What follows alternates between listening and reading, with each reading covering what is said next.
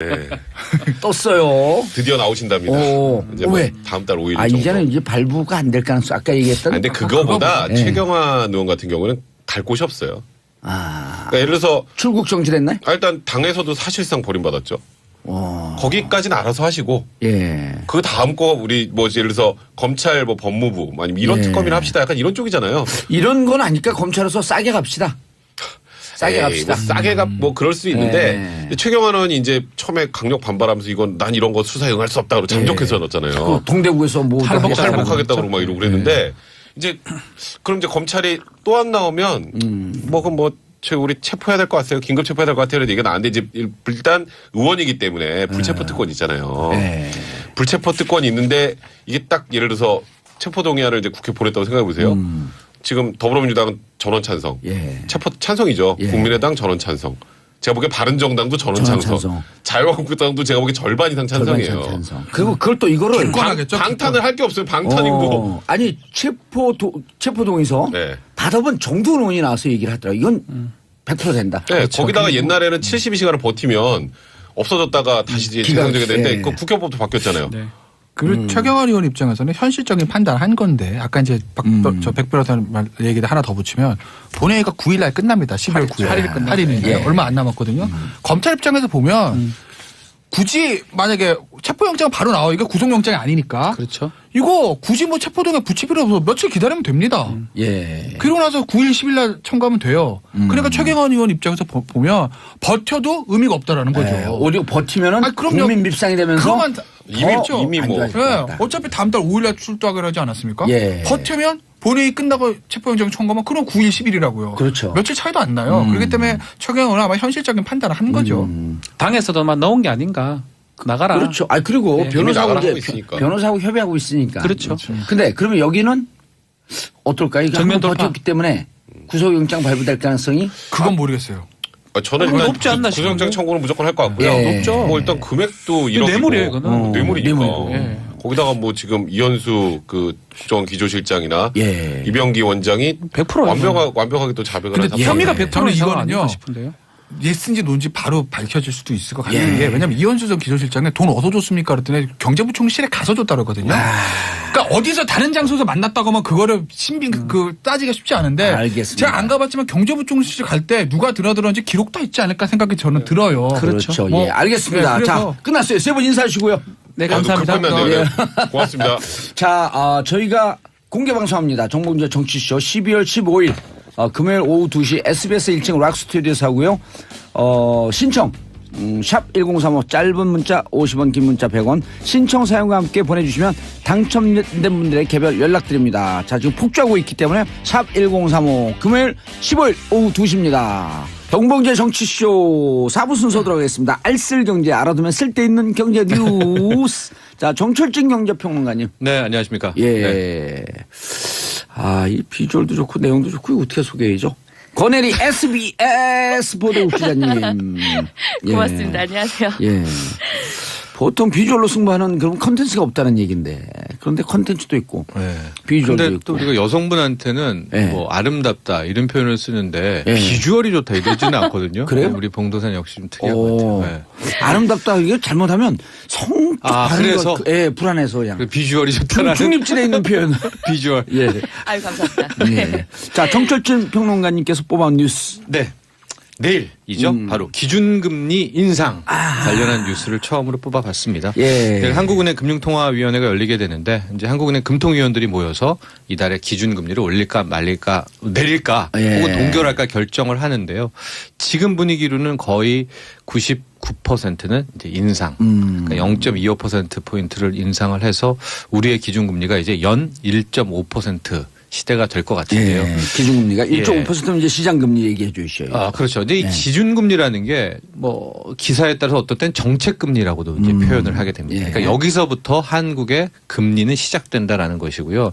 여기에다가 각 은행으로 가게 되면 뭐 가상금리 또 다른 조달금리 여기서부터 이것저것 붙여가지고 영업수익까지 붙여갖고. 그렇죠. 영업 대출금리도 매기고 또 예금금리도 매기고 또 투자하는 사람들 입장에서도 이제 여기에 대한 기준을 삼고 이런 굉장히 중요한 한 예. 국가의 금리가 되는데 이게 왜 중요하냐면 지금 가계부채가 1,400조잖아요. 1,400조. 네. 근데 이게 오르면 예. 당연히 은행들은 기다렸다는 듯이 예. 대출금리 아마 이미 올려놨고 이 기대감 때문에 올리면 올렸지. 그래서 거봐서 또 올립니다. 그러면 상당 부분 가계들의 부담은 커질 수밖에 없다. 그래서 굉장히 중요한 뉴스입니다. 예. 일단 몇 프로 정도 예상해요? 전 0.25%포인트 정도. 예. 아니 그러니까 시장 금리의 반영은 1% 저는 넘어가게 되면. 지금 지난달에 나왔던 가계 대출 예. 주담대 평균이 지금 연 3.5% 나오고 있거든요. 예.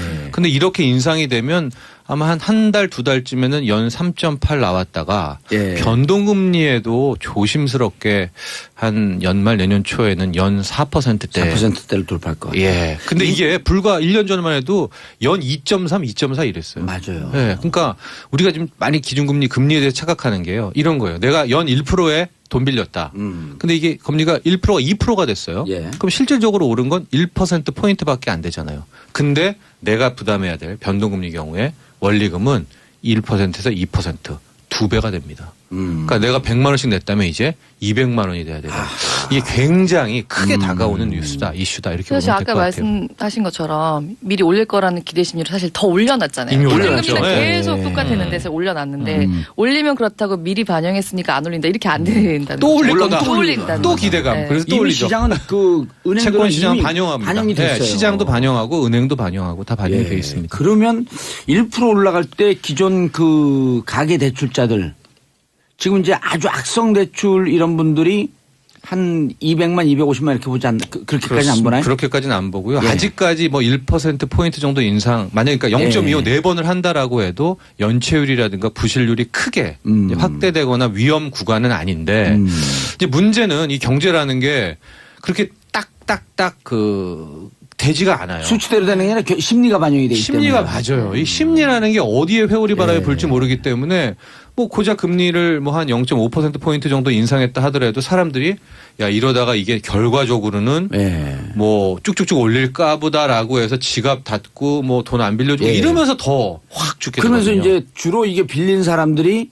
그 사업자 대출들이 많이 서민들 많이 엮여 있어요. 예. 지금. 네. 그래서 이분들 같은 경우에 주택담보대출인데 이제 그거 담보 한 1억 2억 하다가 그거 갖고 이제 사업한 거거든요. 그분들이 좀 섞여 있어요. 그러니까 이게 또 우리나라 가계부채의 맹점이거든요. 맞아요. 가계부채가 깔끔하게 집 살 때 사는 가계부채면 모르겠는데 우리가 이제 창업을 많이 했잖아요. 그러니까 맞아요. 집담보로 또 사업할 때 그 돈 쓰신 분이 계시는데 그냥 사업만 해도 괜찮은데 이게 집담보 해갖고 치킨집을 했단 말이야. 그러니까 집 사업 게다가 경기가 또 나빠집니다. 나빠져요. 예, 긴축이 되면 그것까지 될까봐 가장 큰 한국 경제 내년에 큰 암초입니다. 경제 심리가 위축이 되면서 지갑을 닫고 그것이 또 자영업자들한테 영향을 미치고 그렇죠. 걱정돼요 진짜. 근데- 대통령이 더 걱정되겠어. 근데 엄밀히 말해서 금리를 올린다는 거는 네. 경기가 좋을 때 올려요. 예, 경제에 대한 자신감이 있을 때 예. 금리를 올리는 거거든요. 지금은 어때요? 그런데 그러니까 지금까지 왜 우리가 못 올렸냐? 올려야 되는데도 불구하고 선행지수가 안 좋았잖아요. 그렇죠. 소매 판매 지수 특히 소비 지표가 수출만 보면은 올려도 100번 올렸어야죠. 근데 그것 때문에 못 올렸기 때문에 신 올려도 이게 참 약간 좀 자신감이 떨어지는 것은 사실입니다. 그런 이유 때문에 여전히 금리를 동결해야 된다 이런 주장이 있어요. 있잖아요. 있습니다. 있으나 돈 빌린 사람 다 동결하기를 원하지. 저도 동결했으면 좋겠지만 많이 쓰고 있어요. 이런 상황에서는 내일 못 올리잖아요. 예. 그게 더 큰 문제예요. 그럼 왜? 왜 그럼 한국 경제 이상 있네? 그렇게 자신감 없어? 또 이게 시장에 역습이 들어옵니다. 예. 예. 우리나라 뭐 무디스라든지 경제평가. 그러니까 이 참 이게 경제라는 게 한순간에 확 바뀌죠. 네. 확 바뀌죠. 알겠습니다. 금리. 어쨌든 서민들은 지금 촉각을 곤두세우고 있잖아요. 그렇습니다. 그래서 저는 저 고정금리 뭐 얘기를 많이 하는데 이것도 무의미한 게 이렇게 돼버리잖아요. 그러면은 고정금리의 금리를 은행이 이미 확 올려놓습니다. 그 못 가게. 그 변동금리로 해, 변동금리로 해. 대출 받은 사람들 대처 어떻게 해야 됩니까? 고정금리로 가는 게 맞죠. 고정금리로. 예, 일단은 가는 게 맞는데 이게 좀 쉽지가 않을 거예요. 지금은 갭이 너무 많이 벌어져서 은행 딱 막상 가시면 해야 된다는 걸 알면서도 변동금리 대출을 받으실 것 같은데 지금 일단은 금리 인상의 추세가 시작됐다 이렇게 보면 되겠습니다. 알겠습니다. 한정현님, 정기예금 금리는 어떻게 되나요? 그러니까요. 이거를 이거를 대출 금리가 쭉 올라오면 예금 금리 죽거리만큼 올라가고. 그렇습니다. 근데 이거 가지고 막 비난을 하는데 은행도 큰 틀에서는 이제 사적 기관이어서 그 예금금리, 대출금리 매기는 그 예대 마진으로 먹고 살거든요. 그렇죠. 그러니까 잘 안 올려줍니다. 정기예금 금리는. 그러니까 오르긴 오를 텐데 대출금리 오르는 것만큼은 안 오르겠죠. 아니, 이렇게 얘기하면 되죠. 대출 금리는 소 몸통처럼 오르고, 그 다음 예금 금리는 속꼬리처럼 오르고. 쥐꼬리처럼 올리고. 아, 쥐 얘기하면 안 돼요. 네. 영장도 기각됐는데 구속적 부시면 다 풀려나는데 쥐 얘기하면 큰일 나요. 요즘. 그렇습니다. 네. 권 기자님 빵 터졌어. 자, 다음은 권현희 기자님 골라온 뉴스. 네. 저 콜센터 감정 노동자들 관련된 뉴스 골랐는데. 콜센터 네. 감정 노동자들 이른바 전화 받는 분들이죠. 네네. 막말하면 벌금 낸다. 네. 어허. 근데 사실 이게 제가 이 기사를 최근에도 이렇게 하고 보면은 아니 근데 누가 이렇게 막말을 한다고 사실 그쪽에서 제대로 안내를 안 해준 것도 많다 하시는 분들도 계세요. 근데 그거는 약간 하는 사람, 그냥 내가 전화를 하는 보통 상식적인 시민의 입장이고 제가 이제 콜센터에 가서 정말 직접 들어봤거든요. 진짜 상상 이상의 말씀을 하시는 분들이 굉장히 많아요. 악성 전화 하시는 분들이 많아요. 콜센터 전화 받는 분이 전 세계에서 우리나라가 제일 친절하대잖아요. 네, 그러니까 그 2달 전에 9월에 왜 사실은 애도 없었는데 그 미혼 남자였어요. 30대 남자인데 막 도시가스 콜센터에 전화해서 애가 기억나시죠? 그때 왜 5시간을 욕하는 걸 들어주다가 기절을 했잖아요. 그 콜센터 직원이. 그걸 끊지를 못하고 계속 들은 거예요. 죄송합니다, 고객님 하다가 갑자기 하면서 쓰러져요. 녹취를 들어보면. 예.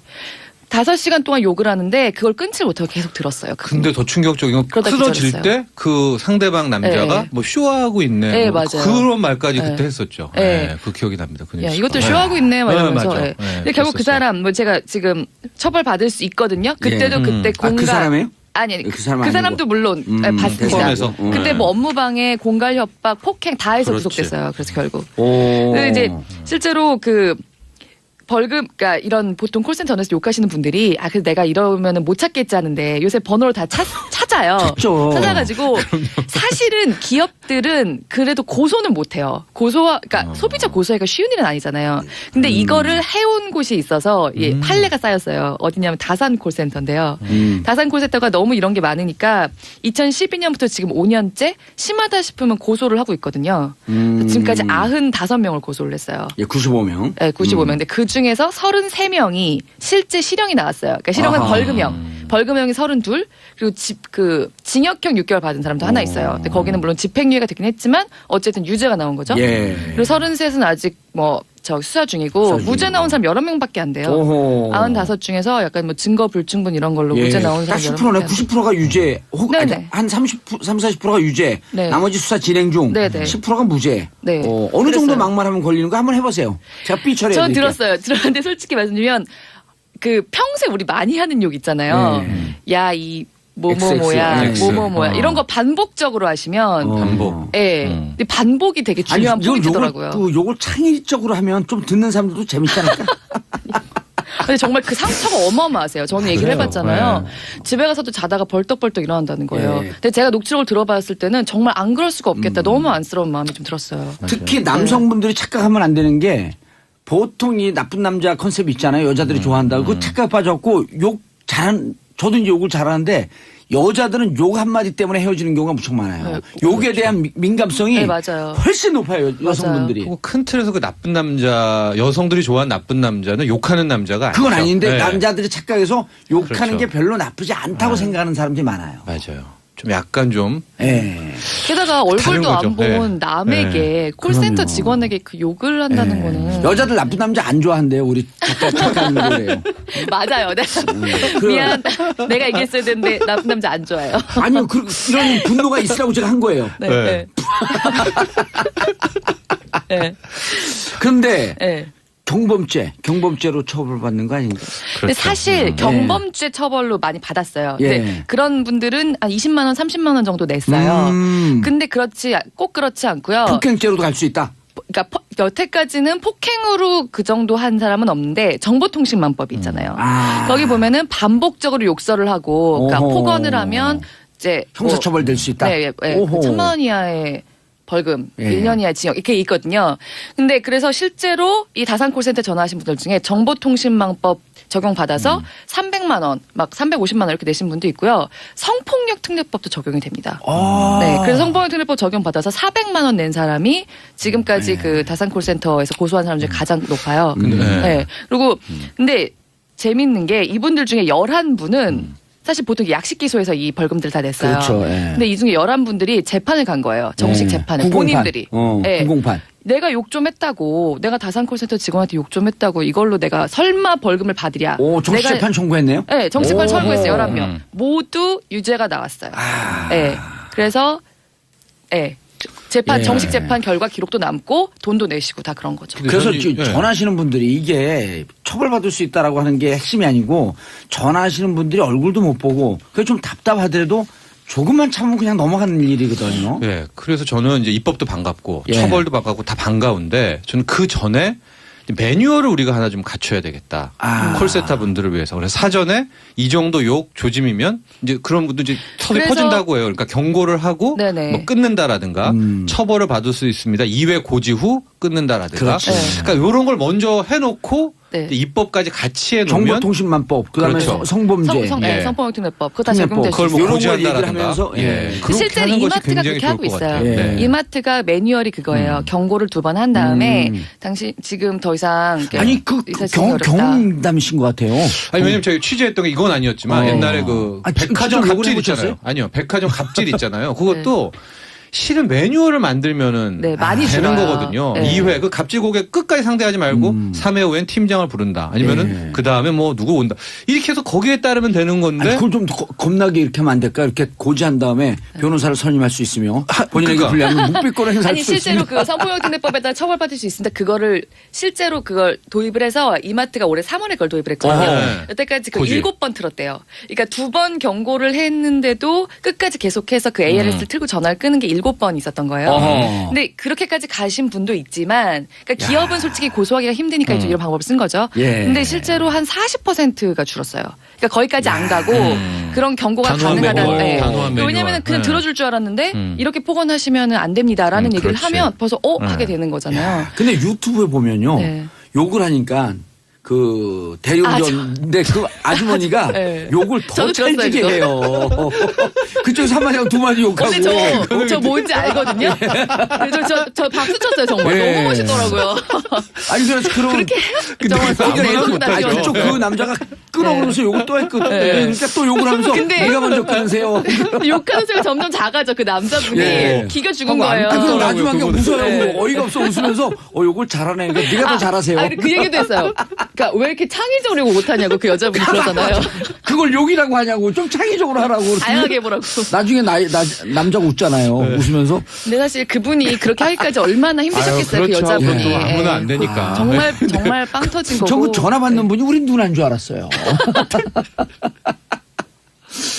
우리 저, 누나가 예. 시장에서 옛날에 장사를 해갖고, 슈퍼욕이에요.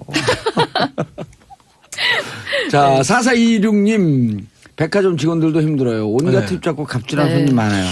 저도요. 이거 진짜 인터넷 이게 정말. 갑질이 왜 선진국이 없냐 하면 이 사회가 가치를 생각하는 사회로 가는 거거든요. 네. 이 갑질하는 사람이 많은 게 천민자본주의라고 하는 걸 인정하는 거예요. 그러면 내가 사는 사회가 허접한 사회라고 하는 걸 입증하는 맞아요, 거거든. 맞아요. 그거 이러지 말아야 되는 거예요. 저 최근에 들었던 백화점 갑자기 짧게 설명해 드리면 한 분 뭐 성별도 밝히지 않겠습니다. 와서 그 직원분한테 이거 내가 지금 운동하고 올 테니까 이거 반값에 해놔. 그러고 운동을 하러 갔다 와서 반값에 줘. 그래서 그거 안 줬다고 해서 한 2시간을 실랑이를 했다는 백화점에서요? 예, 제가 직접 야. 들은 얘기인데 그건 왜 그러는 겁니까? 나는 전 맥주를 잘 안 먹는데 네. 그 몇몇이 갔어요. 조그만 맥주집인데 그거 써놨어요. 반말로 주문하면 반말로 대답합니다. 알바 학생들. 예. 너무 기분이 좋은 거야. 맞아요. 그래갖고 그날 뭐 2차, 3차 갈 거 포기하고 거기서 다 먹었어요, 그냥. 예. 근데 그 알바 학생들이 얼마나 반말에 당했으면. 시달렸으면 네. 반말로 오죽하면. 주문하면 반말로 대답합니다. 너무 오죽하면. 멋지더라고요. 그래서 그런 걸 이 듣는 분들이 또 주위에서 누가 그러면 그러지 못하게 말려야 돼. 웃을 일이 아니고. 주변에서 예. 같이 예. 손님들이 예. 그러지 마시라고. 손님들끼리. 그리고 같이 온 사람들끼리. 그리고 싸울 것 같으면 자꾸만 나하고 싸우려고 그러면 정봉주 부릅니다. 그럼 다 도망갈 거거든요. 근데 우리가 옛날은 그런 문화가 있었죠. 예. 네, 아주머니들 이거 그러지 마 뭐 그랬는데 네. 요즘은 또 그러면 싸움 날까봐. 요즘은 안 개입을 안 하죠. 네. 알겠습니다. 다음 정철진 경제평론가님. 삼성전자가 네. 모건 스탠리 쇼크의 휘청? 네. 목미?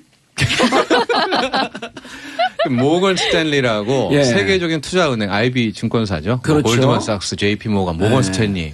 평가회사 아닌가요? 아니죠. 투자회사. 아, 투자 투자회사. 증권사. 우리가 IB라고 많이 예. 인베스트먼트 뱅크라고 하는데 아하. 어제 그제 삼성전자에 대한 보고서가 나왔습니다. 예. 근데 핵심은 이 반도체 호황이 끝나간다. 어허. 정점에 지났다. 그래서 2018년은 어떻게 버틸지 모르나 2019년부터는 굉장히 힘들어진다. 그러니 나는 투자 의견을 매수해서 중립으로 낮추고 목표 주가도 낮추겠다라는 이제 보고서를 내놨습니다. 근데 이 보고서 자체야 뭐 내놓을 수가 있죠. 근데 핵심은 이 보고서에 맞춰서 외국인들이 그날 하루 동안에 무려 삼성전자만 3,300억어치 투매를 물량을 던진 겁니다. 근데 삼성전자가 그날 5%가 넘게 빠졌거든요. 그 대형주가 예. 280만 원짜리가. 그런데 삼성전자가 우리나라 시총 비율이 20%입니다. 삼성전자가 5% 빠지니까 코스피 역시도 거의 1.몇% 이상 같이 밀리게 되면서 모건스탠리 쇼크를 받았는데 오늘 나눌 얘기는 즉 다음 날 국내 증권사에서는 모건 스탠리가 틀렸다. 또 우리의 또 의견들, 우리의 또 여의도 증권사들은 또 토종 IB가 붙었어. 네, 그렇죠. 토종 증권사들이 예. 전혀 그것은 논리에 맞지 않다라는 예. 이제 얘기들을 하게 되면서 모건 굉장히 스탠리 정신 차려야 돼요. 왜 그런 줄 아세요? 과거에는 팝이 있었잖아요. 지금 K-팝이 대세예요. 토종 우습게 보면 큰일 나요. 제가 삼성전자 디펜스 하는 게 아니고 왜냐하면 모건 스탠리가 일정하게 자기들 기대 심리도 있는 거 아니에요. 하고 이제 전례가 하나 있었던 게 예. 또 다른 UBS라는 곳에서는 올 3월에 하이닉스를 이제 또 같은 겨냥해갖고. 매도 중립 의견을 하게 되면서 그때 당시도 반도체 정점에 지났다라고 했거든요. 근데 그 이후로 그때 5만 원짜리 주가가 거의 9만 원까지 가고 나중에는 미안하다는 이제 보고서 또 반성본을 또 냈어요. 그러니까 이번에도 모건 스탠리의 이 보고서에 대해서 음모론도 나오는 게 이런 식으로 삼성전자 막 물량 내린 다음에 그거 뭐 받으려는 게 아니냐라든가. 맞아요. 공매도와 뭐 그러니까 이건 음모론입니다만 이런 얘기까지도 돌고 있는데 저는 그렇지만 그럼에도 불구하고 우리가 이 반도체 슈퍼 호황에 대해서는 한 번쯤은 지금 냉혹하게 봐야 돼요. 아니 근데 그 트럼프가 이 그 아시아 5개국 그 순방 떠나기 전에 한국 물품에 대해서 정확하게 지금 기억이 안 나는데 뭐라고 미국 기업이 한마디 했어요. 그게 정부와 기업 간의 모종의 주고받고 하면서 압박하기 위한 수단이다 이렇게 해설한 기사가 있었거든요. 그러니까 지금 모건 스탠리 같은 경우가 모건 스탠리가 하나님은 아니잖아요. 그렇죠. 우리가 삼성전자를 디펜스 하는 게 아니고 한국 경제 이렇게 봉으로 보지 마라 이거예요. 봉으로 보면 봉주가 화낸다. 그러니까 우리가 한국 경제까지 이야기 키울 필요 없이 반도체 슈퍼 호황이 과연 지금 어디쯤인가는 한번 들여다봐야 된다. 알 수는 없어요. 그런데요. 아니고 누가 맞는지 몰라요. 모르는 게 있어요. 이제 그 오늘 발사했지만 요 문제가 잘 정리되면서 내년 3월부터 남북 관계 확 풀리거든요. 북미 관계 풀리고. 풀립니까? 그럼요. 북미 관계 풀리니까 남북 관계 풀리죠. 그냥 남북 경제 협력이 되는 순간 또 한국 경제가 올라가거든. 그러니까 사실 지금 이게 결국은 공급이랑 수요잖아요. 그렇죠. 네. 근데 이제 이런 우려가 나오는 거는 공급이 과잉이 될 거다라는 그런 바탕에 근거한 얘기이긴 해요. 사실 지금 중국이 그러니까 메모리 반도체로 우리가 이제 삼성전자랑 SK 하이닉스가 올해 100조 처음 넘을 거라고 하고 진짜 정말 슈퍼 호황인데 중국이 사실 시스템 반도체는 많이 따라잡고 이제 메모리 쪽에 정말 천문학적인 투자를 하고 있어요. 물론 과거에도 했다가 망했다 뭐 이런 얘기도 하지만 지금 뭐 칭화 유니그룹 같은데 뭐 84조 투자해서 메모리 반도체 못 쫓아오게 그 삼성하고 하이닉스에서 가격 다운하죠. 가격 다운하겠다. 치킨 게임이죠. 그래서 지금 또 84조 원 투자해서 칭화 유니만. 그래서 지금 메모리 반도체 계속 그 기술 개발에 노력을 하고 있고 사실 미국, 일본, 한국 인력들도 많이 가져가요. 많이 스카우트하고 있죠. 기술자들. 그러니까 지금 중국이 거의 그 반도체 그러니까 자급 이한 그러니까 국내에서 생산해서 하는 게 20%밖에 안 되는데 이거를 지금 뭐 2025년까지 57%였나? 예, 그걸 올리겠다. 이런 상황이거든요. 근데 공급이 늘어난다. 그러니까 중국의 물론 기술력이 뒤져는 있지만 이렇게 쏟아붓는데 계속 뒤져 있을까? 그 우려가 있는 거죠. 그리고 또 메모리 반도체도 이제 가격 천차만별이잖아요. 저가부터 따라잡힌다는 걱정이 이제 말하자면 그런 앞으로 반도체는 공급 강이다라는 우려인데 사실 저희 들어오기 전에 잠깐 얘기했지만 또 수요가 정체가 아니에요. 예. 네, 수요가 정체가 아니다. 앞으로 예. 폭발적인 수요가 늘어날 수 있기 때문에 알겠습니다. 네네. 네. 자, 두 분 인사하시고요. 두 분 인사하시고요. 급 마무리. 자, 저는 내일 오전 10시 5분에 다시 돌아오겠습니다. 평화를 사랑하는 대한민국 국민 여러분, 감사합니다. 땡큐! 피스 코리아! 혹은 동결할까 결정을 하는데요. 지금 분위기로는 거의 99%는 이제 인상. 그러니까 0.25%포인트를 인상을 해서 우리의 기준금리가 이제 연 1.5% 시대가 될 것 같은데요. 예, 기준금리가 1.5%는 이제 시장금리 얘기해 주셔요. 아, 그렇죠. 근데 이 기준금리라는 게 뭐 기사에 따라서 어떤 때는 정책금리라고도 이제 표현을 하게 됩니다. 예. 그러니까 여기서부터 한국의 금리는 시작된다라는 것이고요.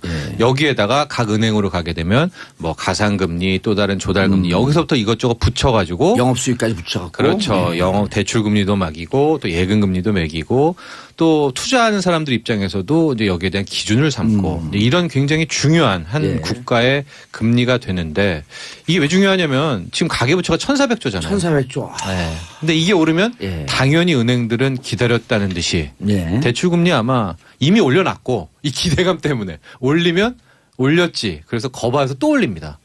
그러면 상당 부분 가계들의 부담은 커질 수밖에 없다. 그래서 굉장히 중요한 뉴스입니다. 예. 일단 몇 프로 정도 이상해요? 전 0.25%포인트 정도. 예. 아니, 그러니까 시장금리의 반영은. 1% 저는 넘어져 오르게 되면. 지금 지난달에 나왔던 가계 대출 예. 주담대 평균이 지금 연 3.5% 나오고 있거든요. 예. 근데 이렇게 인상이 되면 아마 한 달, 두 달쯤에는 연 3.8 나왔다가 예. 변동금리에도 조심스럽게 한 연말 내년 초에는 연 4%대. 4%대를 돌파할 것 같아요. 예. 근데 이게 불과 1년 전만 해도 연 2.3, 2.4 이랬어요. 맞아요. 예. 그러니까 우리가 지금 많이 기준금리 금리에 대해 착각하는 게요. 이런 거예요. 내가 연 1%에 돈 빌렸다. 근데 이게 금리가 1%가 2%가 됐어요. 예. 그럼 실질적으로 오른 건 1%포인트밖에 안 되잖아요. 근데 내가 부담해야 될 변동금리 경우에 원리금은 1%에서 2%, 2배가 됩니다. 그러니까 내가 100만 원씩 냈다면 이제 200만 원이 돼야 돼요.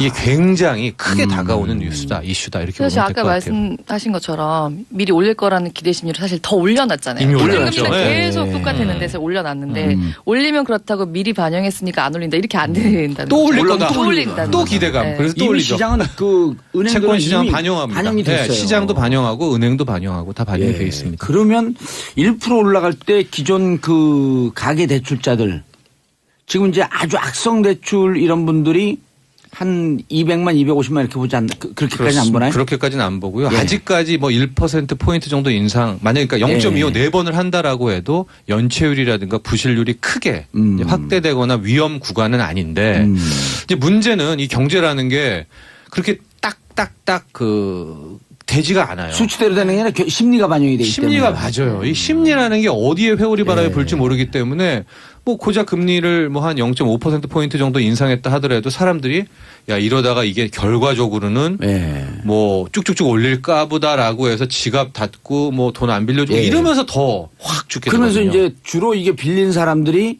그 사업자 대출이 많이 서민들 많이 엮여 있어요. 지금. 네. 그래서 이분들 같은 경우에 주택담보대출인데 이제 그거 담보 한 1억 2억 하다가 그거 갖고 이제 사업한 거거든요. 그분들이 좀 섞여 있어요. 그러니까 이게 또 우리나라 가계부채의 맹점이거든요. 맞아요. 가계부채가 깔끔하게 집 살 때 사는 가계부채면 모르겠는데 우리가 이제 창업을 많이 했잖아요. 그러니까 맞아요. 집담보로 또 사업할 때 그 돈 쓰신 분이 계시는데 그냥 사업만 해도 괜찮은데 이게 집담보 해갖고 치킨집을 했단 말이야. 그러니까 집 사업 게다가 경기가 또 나빠집니다. 나빠져요. 네, 긴축이 되면 그것까지 될까봐 가장 큰 한국 경제 내년에 큰 암초입니다.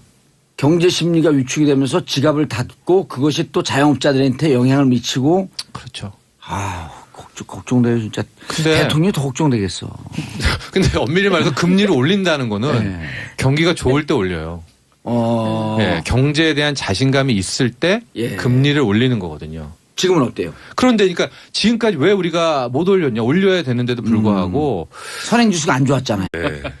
떴어요. 드디어 나오신답니다. 오. 이제 뭐 왜? 다음 달 5일 아 정도. 이제는 이제 발부가 안 될 가능성 아까 얘기했던. 근데 그거보다 예. 최경환 의원 같은 경우는 갈 곳이 없어요. 아 그러니까 예를 들어서 출국 정지됐나요? 일단 당에서도 사실상 버림받았죠. 거기까지는 알아서 하시고 예. 그 다음 거 우리 뭐 예를 들어서 검찰 뭐 법무부 아니면 이런 예. 특검이나 합시다 약간 이런 쪽이잖아요. 이런 건 아니까 검찰에서 싸게 갑시다.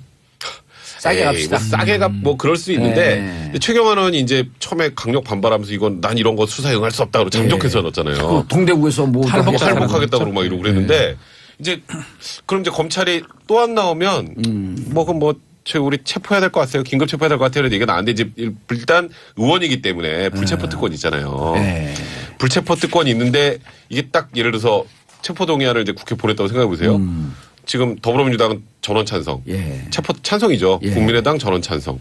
제가 보기에 바른정당도 전원 찬성. 자유한국당도 제가 보기에 절반 이상 찬성이에요. 그리고 그걸 또 이거를 방탄을 할 게 없어요. 방탄이고. 아니 체포동의서 받아본 정두원 의원이 나와서 얘기를 하더라고요. 이건 100% 된다. 네, 그렇죠. 거기다가 옛날에는 72시간을 버티면 없어졌다가 다시 정상적이 되는데 그 국회법도 바뀌었잖아요. 네.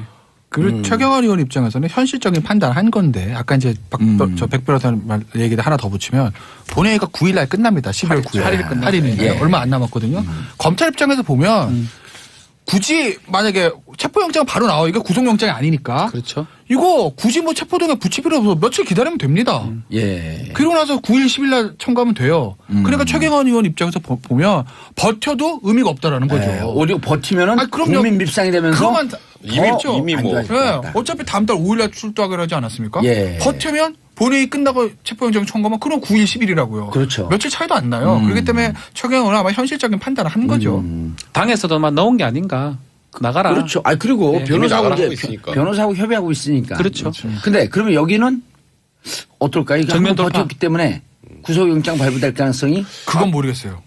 저는 일단 높지 않나 구속영장 청구는 무조건 할 것 같고요. 높죠. 뭐 일단 금액도 1억이고. 뇌물이에요, 이거는. 뇌물이니까. 뇌물이고. 거기다가 뭐 지금 이현수 그 국정원 기조실장이나 이병기 원장이 100% 완벽하게 또 자백을 근데 해서 혐의가 저는 100% 이상은 이거는요. 아닌가 싶은데요. 예스인지 노인지 바로 밝혀질 수도 있을 것 같은 게 왜냐하면 이현수 전 기조실장에 돈 어디서 줬습니까? 그랬더니 경제부총실에 가서 줬다고 그러거든요. 그러니까 어디서 다른 장소에서 만났다고 하면 그거를 따지기가 쉽지 않은데 알겠습니다. 제가 안 가봤지만 경제부총실 갈 때 누가 들어들었는지 기록도 있지 않을까 생각이 저는 들어요. 그렇죠. 뭐, 알겠습니다. 그래서 자, 끝났어요. 세 분 인사하시고요. 네, 감사합니다. 네. 고맙습니다. 자, 저희가 공개 방송합니다. 정봉재 정치쇼 12월 15일 금요일 오후 2시 SBS 1층 락스튜디오에서 하고요. 신청 샵 1035 짧은 문자 50원 긴 문자 100원 신청 사연과 함께 보내주시면 당첨된 분들의 개별 연락드립니다. 자, 지금 폭주하고 있기 때문에 샵 1035 금요일 15일 오후 2시입니다. 정봉재 정치쇼 4부 순서 들어가겠습니다. 알쓸경제 알아두면 쓸데있는 경제 뉴스. 자, 정철진 경제평론가님. 네, 안녕하십니까. 네. 이 비주얼도 좋고 내용도 좋고 이거 어떻게 소개해야죠? 권혜리 SBS 보도국 기자님. 고맙습니다. 안녕하세요. 보통 비주얼로 승부하는 그런 컨텐츠가 없다는 얘기인데 그런데 컨텐츠도 있고 비주얼도 근데 있고. 또 우리가 여성분한테는 뭐 아름답다 이런 표현을 쓰는데 비주얼이 좋다 이러지는 않거든요. 그래요? 우리 봉도산 역시 좀 특이한 것 같아요. 아름답다 이게 잘못하면 성적 그래서 불안해서 그냥 비주얼이 좋다라는 중립진에 있는 표현. 비주얼. 아유, 감사합니다. 자, 정철진 평론가님께서 뽑아온 뉴스. 네. 내일이죠. 바로 기준금리 인상 관련한 뉴스를 처음으로 뽑아봤습니다. 내일 한국은행 금융통화위원회가 열리게 되는데 이제 한국은행 금통위원들이 모여서 이달에 기준금리를 올릴까 말릴까 내릴까. 도입을 해서 이마트가 올해 3월에 그걸 도입을 했거든요. 여태까지 그 7번 틀었대요. 그러니까 2번 경고를 했는데도 끝까지 계속해서 그 ARS를 틀고 전화를 끄는 게 7번 있었던 거예요. 근데 그렇게까지 가신 분도 있지만 그러니까 기업은 솔직히 고소하기가 힘드니까 이제 이런 방법을 쓴 거죠. 근데 실제로 한 40%가 줄었어요. 그러니까 거기까지 안 가고 그런 경고가 가능하다는. 왜냐하면 그냥 들어줄 줄 알았는데 이렇게 폭언하시면 안 됩니다라는 얘기를 하면 벌써 하게 되는 거잖아요. 근데 유튜브에 보면요. 욕을 하니까 그 대리운전인데 그 아주머니가 욕을 더 찰지게 해요. 그쪽에서 한 마디하고 두 마디 욕하고. 근데 저 뭔지 알거든요. 저 박수 쳤어요 정말. 너무 멋있더라고요. 아니 그래서 그렇게 그쪽 그 남자가 끊어오면서 욕을 또 했거든요. 그러니까 또 욕을 하면서 내가 먼저 끊으세요. 욕하는 소리가 점점 작아져. 그 남자분이 기가 죽은 거예요. 그래서 나중에 웃어요. 어이가 없어 웃으면서 욕을 잘하네. 그러니까 네가 더 잘하세요. 그 얘기도 했어요. 그러니까 왜 이렇게 창의적으로 못하냐고 그 여자분이 그러잖아요. 그 그걸 욕이라고 하냐고. 좀 창의적으로 하라고. 다양하게 해보라고. 나중에 남자가 웃잖아요. 웃으면서. 근데 사실 그분이 그렇게 하기까지 얼마나 힘드셨겠어요. 아유, 그 그렇죠. 여자분이. 그것도 예. 아무나 안 되니까. 정말 빵 터진 거고. 저거 전화 받는 분이 우리 누나인 줄 알았어요. 우리 아이고, 누나가 예. 시장에서 옛날에 장사를 해갖고, 슈퍼욕이에요. 자, 4426님. 백화점 직원들도 힘들어요. 온갖 팁 잡고 갑질하는 네. 손님 많아요. 저도요. 이거 진짜 인터넷 이게 통해. 갑질이 왜 선진국이 없냐 하면 이 사회가 가치를 생각하는 사회로 가는 거거든요. 네. 이 갑질하는 사람이 많은 게 천민자본주의라고 하는 걸 인정하는 거예요. 그러면 내가 사는 사회가 허접한 사회라고 하는 걸 입증하는 맞아요, 거거든. 맞아요. 그거 이러지 말아야 되는 거예요. 최근에 들었던 백화점 갑질 짧게 설명해 드리면 한 분 뭐 성별도 밝히지 않겠습니다. 와서 그 직원분한테 이거 내가 지금 운동하고 올 테니까 이거 반값에 해놔. 그러고 운동을 하러 갔다 와서 반값에 줘. 그래서 그거 안 줬다고 해서 한 2시간을 실랑이를 했다는 백화점에서요? 예, 제가 직접 야. 들은 얘기인데 그건 왜 그러는 겁니까? 나는 전 맥주를 잘 안 먹는데 네. 그 몇몇이 갔어요. 조그만 맥주집인데 그거 써놨어요. 반말로 주문하면 반말로 대답합니다. 알바 학생들. 예. 너무 기분이 좋은 거야. 맞아요. 그래갖고 그날 뭐 2차, 3차 갈 거 포기하고 거기서 다 먹었어요, 그냥. 예. 근데 그 알바 학생들이 얼마나 반말에 당했으면. 시달렸으면 네. 반말로 오죽하면. 주문하면 반말로 대답합니다. 너무 오죽하면. 멋지더라고요. 그래서 그런 걸 이 듣는 분들이 또 주위에서 누가 그러면 그러지 못하게 말려야 돼. 웃을 일이 아니고. 주변에서 예. 같이 예. 손님들이 예. 그러지 마시라고. 손님들끼리. 그리고 같이 온 사람들끼리. 그리고 싸울 것 같으면 자꾸만 나하고 싸우려고 그러면 정봉주 부릅니다. 그럼 다 도망갈 거거든요. 근데 우리가 옛날은 그런 문화가 있었죠. 예. 아주머니들 이거 그러지 마, 뭐 그랬는데 요즘은 또 그러면 싸움 날까봐. 요즘은 안 개입을 안 하죠. 알겠습니다. 다음 정철진 경제평론가님. 삼성전자가 모건 스탠리 쇼크의 휘청? 네. 목미? 모건 스탠리라고 예. 세계적인 투자은행 IB 증권사죠. 그렇죠. 골드만삭스, JP 모건, 모건 스탠리.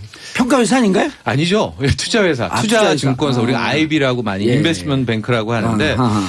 어제 그제 삼성전자에 대한 보고서가 나왔습니다. 예. 근데 핵심은 이 반도체 호황이 끝나간다. 어허. 정점에 지났다. 그래서 2018년은 어떻게 버틸지 모르나 2019년부터는 굉장히 힘들어진다. 그러니 나는 투자 의견을 매수해서 중립으로 낮추고 목표 주가도 낮추겠다라는 이제 보고서를 내놨습니다. 근데 이 보고서 자체 한번 내놓을 수가 있죠. 근데 핵심은 이 보고서에 맞춰서 외국인들이 그날 하루 동안에 무려 삼성전자만 3,300억어치 투매를 물량을 던진 겁니다. 근데 삼성전자가 그날 5%가 넘게 빠졌거든요. 그 대형주가 예. 280만 원짜리가. 그런데 삼성전자가 우리나라 시총 비율이 20%입니다. 삼성전자가 5%. 그렇죠. 소매 판매지수 특히 소비 지표가 수출만 보면은 올려도 100번 올렸어야죠. 근데 그것 때문에 못 올렸기 때문에 신 올려도 이게 참 약간 좀 자신감이 떨어지는 것은 사실입니다. 그런 이유 때문에 여전히 금리를 동결해야 된다. 이런 주장이 있어요. 있잖아요. 있습니다. 있으나 돈 빌린 사람 다 동결하기를 원하지. 저도 동결했으면 좋겠지만 많이 쓰고 있어요. 이런 상황에서는 내일 못 올리잖아요. 예. 그게 더 큰 문제예요. 그럼 왜? 왜 그럼 한국 경제 이상 있네. 그렇게 자신감 없어? 또 이게 시장에 역습이 들어옵니다. 예. 우리나라 뭐 무디스라든지 경제평가. 그러니까 이 참의 경제라는 게 한순간에 확 바뀌죠. 확 바뀌죠. 알겠습니다. 금리. 어쨌든 서민들은 지금 촉각을 곤두세우고 있잖아요. 그렇습니다. 그래서 저는 고정금리 뭐 얘기를 많이 하는데 이것도 무의미한 게 이렇게 돼버리잖아요. 그러면은 고정금리의 금리를 은행이 이미 확 올려놓습니다. 못 가게. 그 변동금리로 해, 변동금리로 해. 대출 받은 사람들 대처 어떻게 해야 됩니까? 고정금리로 가는 게 맞죠. 고정금리로? 예, 일단은 가는 게 맞는데 이게 좀 쉽지가 않을 거예요. 지금은 갭이 너무 많이 벌어져서 은행 딱 막상 가시면 해야 된다는 걸 알면서도 변동금리 대출을 받으실 것 같은데 지금 일단은 금리 인상의 추세가 시작됐다 이렇게 보면 되겠습니다. 알겠습니다. 한정현님, 정기예금 금리는 어떻게 되나요? 그러니까요. 이거를 대출금리가 쭉 올라오면 예금금리 죽거리만큼 올라가고. 그렇습니다. 근데 이거 가지고 막 비난을 하는데 은행도 큰 틀에서는 이제 사적 기관이어서 그 예금금리, 대출금리 매기는 그 예대 마진으로 먹고 살거든요. 그렇죠. 그러니까 잘 안 올려줍니다. 정기예금 금리는. 그러니까 오르긴 오를 텐데 대출금리 오르는 것만큼은 안 오르겠죠. 아니 이렇게 얘기하면 되죠. 대출금리는 소 몸통처럼 오르고 그다음 예금금리는 속꼬리처럼 올리고. 쥐꼬리처럼 올리고. 쥐 얘기하면 안 돼요. 네. 영장도 기각됐는데 구속적 부시면 다 풀려나는데 쥐 얘기하면 큰일 나요. 그렇습니다. 네. 권 기자님 빵 터졌어. 자, 다음은 권현희 기자님 골라온 뉴스. 네. 저 콜센터 감정 노동자들 관련된 뉴스 골랐는데. 콜센터 네. 감정 노동자들 이른바 전화 받는 분들이죠. 네네. 막말하면 벌금 낸다. 네. 어허. 근데 사실 이게 제가 이 기사를 최근에도 이렇게 하고 보면은 아니 근데 누가 이렇게 막말을 한다고 사실 그쪽에서 제대로 안내를 안 해준 것도 많다 하시는 분들도 계세요. 근데 그거는 약간 하는 사람, 그냥 내가 전화를 하는 보통 상식적인 시민의 입장이고 제가 이제 콜센터에 가서 정말 직접 들어봤거든요. 진짜 상상 이상의 말씀을 하시는 분들이 굉장히 많아요. 악성 전화 하시는 분들이 많아요. 콜센터 전화 받는 분이 전 세계에서 우리나라가 제일 친절하대잖아요. 네, 그러니까 그 2달 전에 9월에 왜 사실은 애도 없었는데 그 미혼 남자였어요. 30대 남자인데 막 도시가스 콜센터에 전화해서 애가 기억나시죠? 그때 왜 5시간을 욕하는 걸 들어주다가 기절을 했잖아요. 그 콜센터 직원이. 그걸 끊지를 못하고 계속 들은 거예요. 죄송합니다, 고객님 하다가 갑자기 하면서 쓰러져요. 녹취를 들어보면. 예. 5시간 동안 욕을 하는데 그걸 끊지 못하고 계속 들었어요. 근데 더 충격적인 건 쓰러질 때 그 상대방 남자가 뭐 쇼하고 있네. 네, 뭐 맞아요. 그런 말까지 그때 했었죠. 네. 그 기억이 납니다. 그 야, 이것도 쇼하고 있네. 막 이러면서. 맞아. 예. 근데 결국 그 사람 제가 지금 처벌 받을 수 있거든요. 그때도 그때 그 사람이에요? 아니, 그 사람 그 사람도 물론 봤습니다. 포함해서. 그때 뭐 업무방해, 공갈 협박, 폭행 다 해서 구속됐어요. 그래서 결국. 근데 이제 실제로 그러니까 이런 보통 콜센터에서 욕하시는 분들이 그래서 내가 이러면은 못 찾겠지 하는데 요새 번호를 다 찾아요. 찾죠. 찾아가지고 사실은 기업들은 그래도 고소는 못 해요. 그러니까 소비자 고소하기가 쉬운 일은 아니잖아요. 근데 이거를 해온 곳이 있어서 판례가 쌓였어요. 어디냐면 다산 콜센터인데요.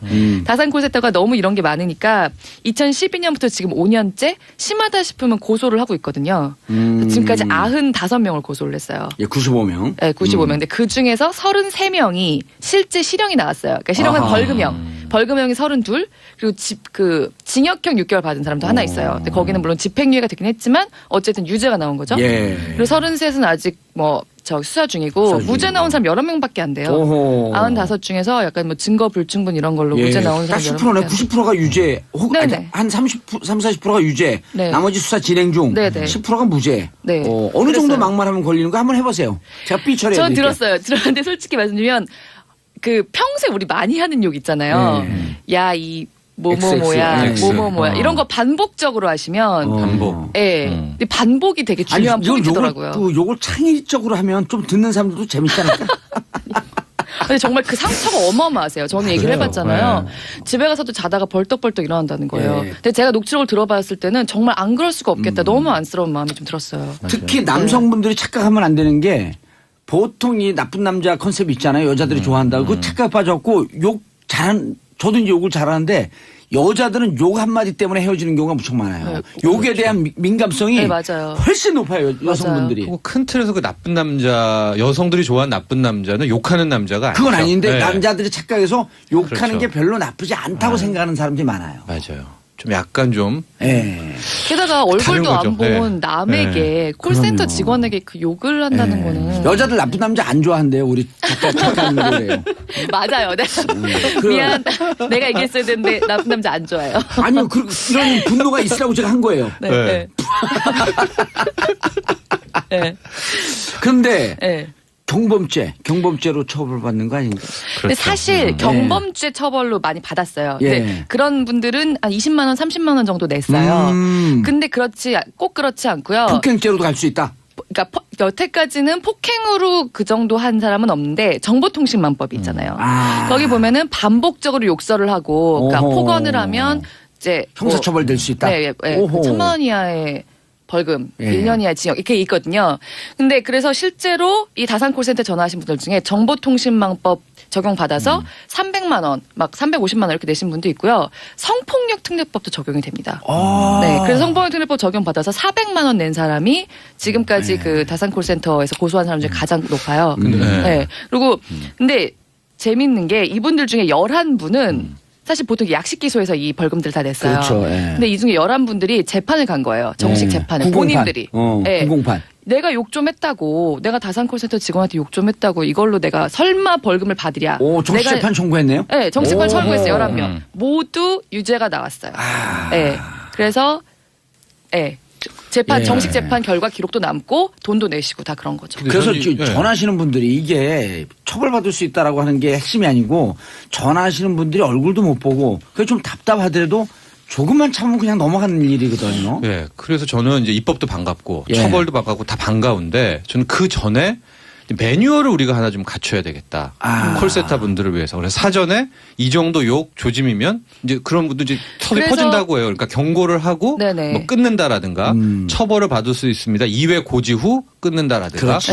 그러니까 이런 걸 먼저 해놓고 네. 이제 입법까지 같이 해놓으면 정보통신망법, 그다음에 그렇죠. 성범죄. 예. 성폭력특례법 그거 다 특례법. 적용될 수 그걸 뭐 있어요. 이런 거 얘기를 고지한다라든가. 하면서, 예. 그렇게 실제로 하는 것이 이마트가 굉장히 그렇게 좋을 하고 것 있어요. 같아요. 예. 이마트가 매뉴얼이 그거예요. 경고를 2번 한 다음에 당신 지금 더 이상 이렇게 아니 그 의사소통이 어렵다. 경험담이신 것 같아요. 아니 왜냐면 저희 취재했던 게 이건 아니었지만 옛날에 그 아, 백화점 직접 갑질 해보셨어요? 있잖아요. 아니요, 백화점 갑질 있잖아요. 그것도 실은 매뉴얼을 만들면은 네, 많이 되는 줄어요. 거거든요. 네. 2회 그 갑질 고객 끝까지 상대하지 말고 3회 후엔 팀장을 부른다. 아니면은 네. 그 다음에 뭐 누구 온다. 이렇게 해서 거기에 따르면 되는 건데. 아니, 그걸 좀 겁나게 이렇게 하면 안 될까? 이렇게 고지한 다음에 변호사를 선임할 수 있으며 본인에게 그러니까. 불리하면 묵비권을 행사할 아니 수 실제로 있습니다. 그 성폭력특례법에 따라 처벌받을 수 있습니다. 그거를 실제로 그걸